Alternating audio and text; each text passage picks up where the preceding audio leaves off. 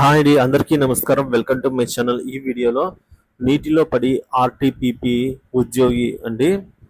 So వివరాల్లోకి వచ్చినట్లయితే ఎర్రగుంట్ల మండలం డాక్టర్ ఎంవిఆర్ ఆర్టీపీపీలోని స్టేజ్ 1 డిపో ఫ్లాట్లో జేఏపీగా ఈయన విధులు నిర్వహిస్తూ ఉండేవారండి. చామూరు హుస్సేన్ బాషా గారు. సో ప్రమాదవశాత్తు నీటిలో పడి మృతి చెందారని కలమల్ల పోలీసులు శనివారం తెలిపారండి. సో జమ్మలమడుగు పట్టణం వెంకటేశ్వర కాలనీకి చెందిన ఈ హుస్సేన్ బాషా అనే వ్యక్తి హుస్సేనా దంపతులకు ఇద్దరు కుమారులు అన్నమాట.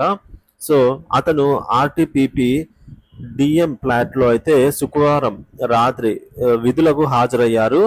సో రాత్రి 10:30 ఆ ప్రాంతానికి నీటి నమూనా తెచ్చేందుకు అయితే వెళ్ళారు. ఆ సమయంలో ఏఈగా గంగాధర్ రెడ్డి ఫోన్ చేయగా సమాధానం రాకపోవడంతో బయటకి ఏమైనా వెళ్ళి ఉండొచ్చు అని ఉన్నతాధికారులు అయితే తెలిపారనమాట. సో శనివారం తెల్లవారుజామున చూస్తే నీటి నమూనా ప్రాంతంలో హుస్సేన్ బాషా చెప్పులు అలాగే వాటర్ బాటిల్ ఉండడంతో అనుమానంతో ఈ ఎస్పీఎఫ్ సిబ్బంది అయితే నీటిలో గాలింపులు చేపట్టగా హుస్సేన్ బాషా మృతదేహం అయితే లభ్యమైనట్టు పోలీసులు వివరించారండి.